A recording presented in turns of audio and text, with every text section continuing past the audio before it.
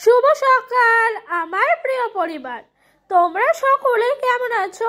আশা করছি যে যেখান থেকে আমার ব্লগটি দেখছো সকলে ভালো আছো।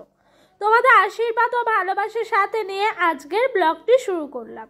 আজকে হলো বুধবার, এখন বাজে ঘড়ির কাঁটায় ঠিক সকাল 8টা। ঘুমের থেকে উঠেছি অনেক সকালে, জানো। উঠে না ডোডোকে ঘুম থেকে উঠালাম, উঠিয়ে কিন্তু ওকে খাইয়ে দিয়েছি। খাইয়ে দেওয়ার পর একটু বই নিয়ে বসিয়েছিলাম।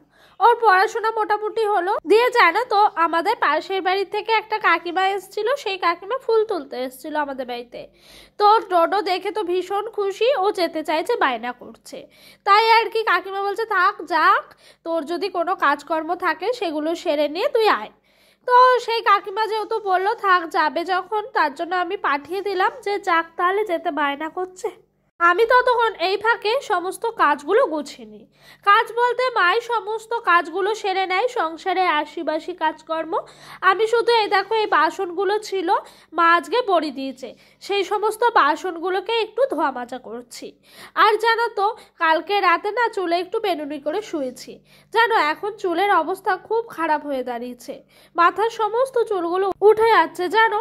আর এই চুল উঠে যাওয়ার সলিউশন কি আছে? তোমাদের কাছে যদি কিছু জানা থাকে অবশ্যই আমাকে বলো কিন্তু, হ্যাঁ। যদি ঘরোয়া কোনো টিপস থাকে সেগুলোও কিন্তু বলো। তাই দেখো বেনুনিটাও একদম সরু হয়ে গেছে। আর ওই যে কালকে রাতের বেলা মা ডাল বেটেছিল, আজকে কলার ডালের বড়ি দেবে। আর এটা আমার মায়ের নেশা জানো, প্রত্যেক শীতেই মা কলাইয়ের ডালে বড়ি দেয়।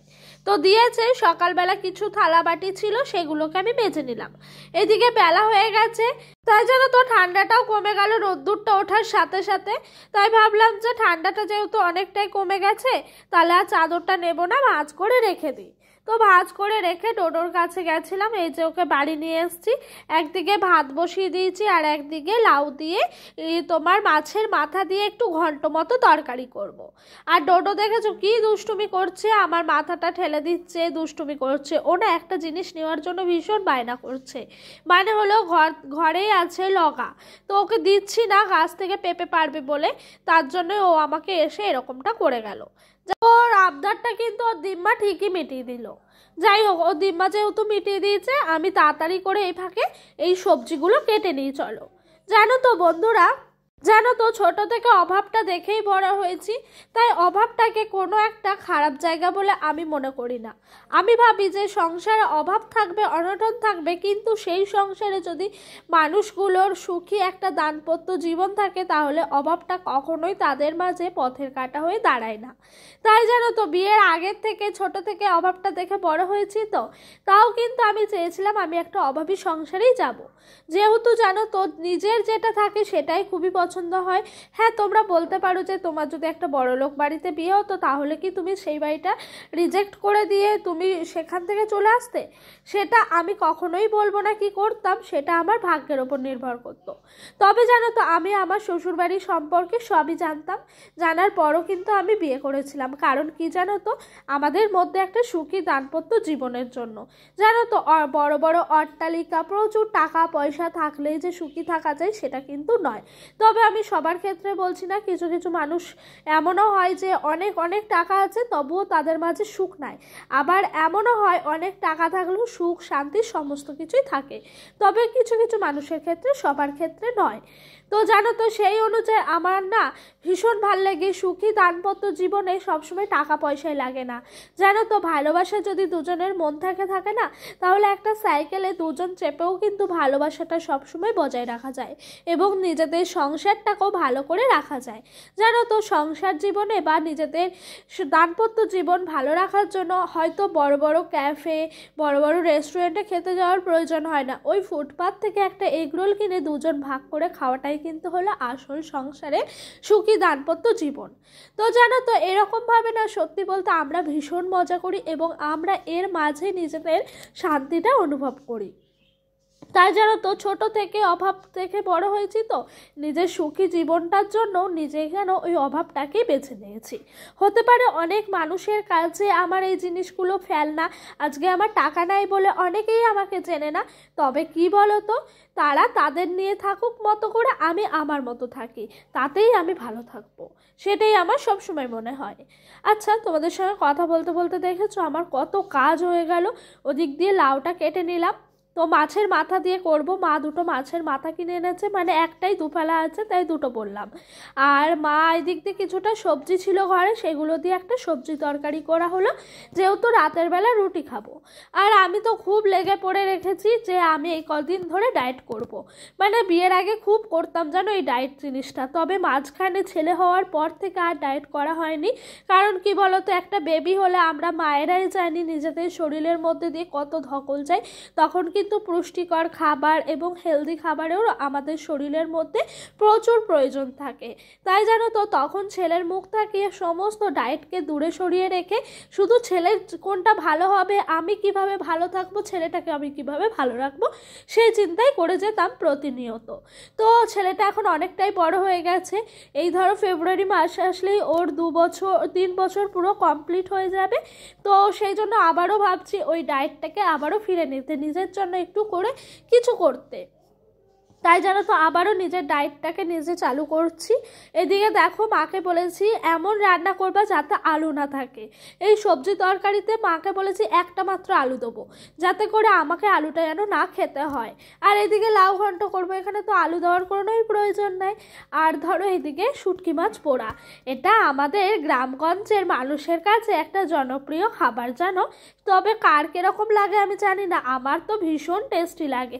ওই খাবারটার কথা মনে পড়লে জিভ দিয়ে অটোমেটিক লাল ঝোল বেরিয়ে যায়। তো শুটকি মাছ একটু পোড়া করে নিলাম, যেহেতু সকালে মানে দুপুরের খাবার আর কি, লাউ ঘন্ট আর শুটকি মাছ পোড়া।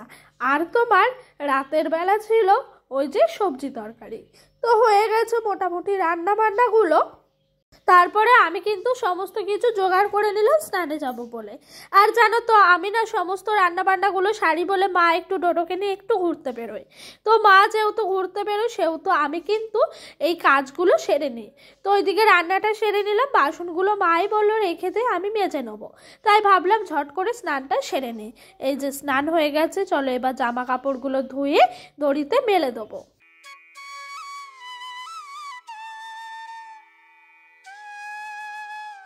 জানো তো, সকাল থেকে রাত অবধি কাজ করলেও কখনো ক্লান্তি ভাব লাগে না, কখনো মনের মধ্যে কষ্ট বলে জিনিসটা পুষে আনি না। সবসময় ভাবি একটা সংসারে কাজ আছে মানেই সংসারটা অনেকটা সুখী আছে। আমার মনে হয় যে সংসারে কাজ নেই সে সংসার কখনোই সুখী হতে পারে না। জানো তো, কথায় আছে আমাদের বাংলা প্রবাদ বাক্যে যে কাজই হলো সংসারের লক্ষ্মী। আর আমরা মেয়েরা যদি ওই কাজটাকেই ভালোবেসে না করতে পারি, তাহলে আর কোথায় লক্ষ্মীশ্রী বজায় রাখলাম, তাই না বলো? তাই জানো তো, সমস্ত সময় প্রতিটা মুহূর্তে আমার মনে হয় সংসারের সমস্ত কাজগুলো আমাদেরকে কিন্তু গুছিয়ে গাছিয়ে পরিপাটি করে করতে হয়। তো ওইদিকে জামা কাপড় মেললাম, আর এখানে দেখো 1 কাপ মতো ভাত নিয়েছি। ছোট থালা বলে মনে হচ্ছে অনেকটা ভাত ছড়িয়ে ছিটিয়ে আছে, তবে এখানে 1 কাপ চালেরই ভাত ছিল, মানে 1 কাপেরই ভাত ছিল।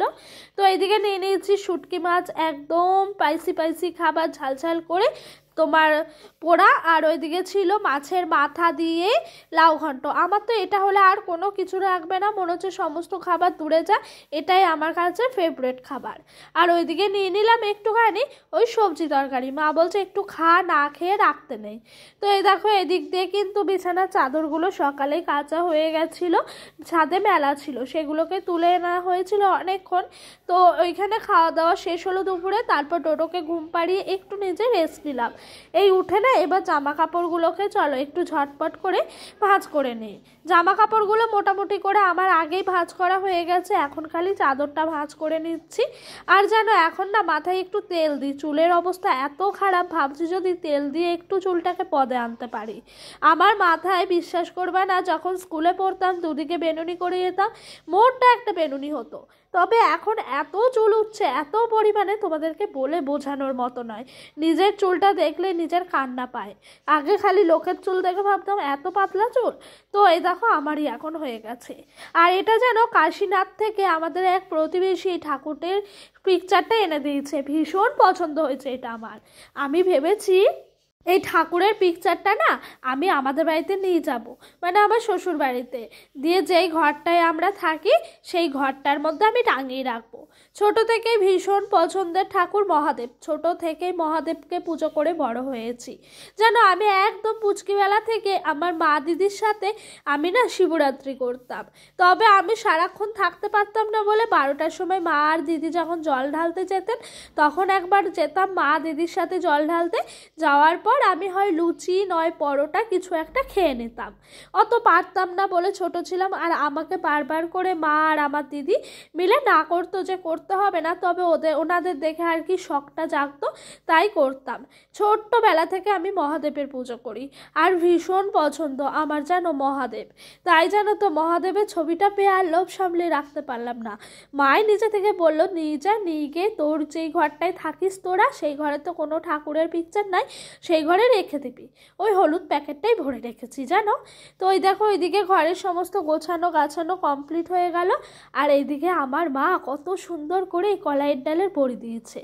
আমার মায়ের এটা একটা নেশা জানো, আবারও বলছি, আমার মা প্রত্যেক বছর কলাইয়ের ডালের বড়ি দেয়।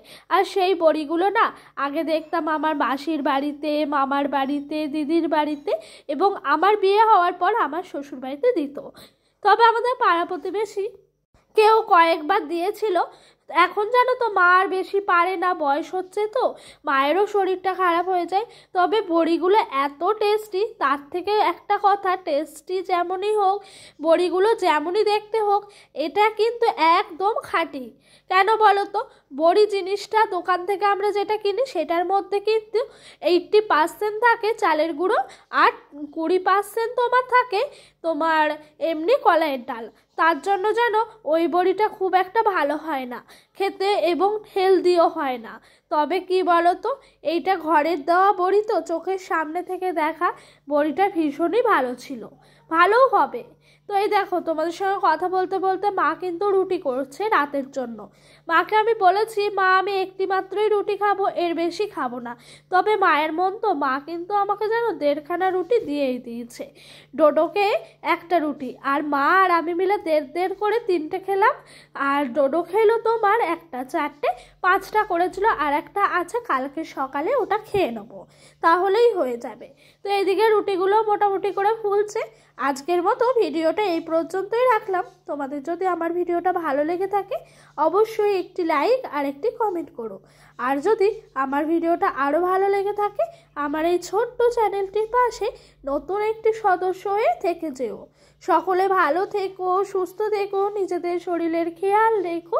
তো বন্ধুরা তোমাদের সাথে দেখা হবে আবারও একটা নতুন দিনের সাথে, নতুন ব্লগের সাথে। বাই।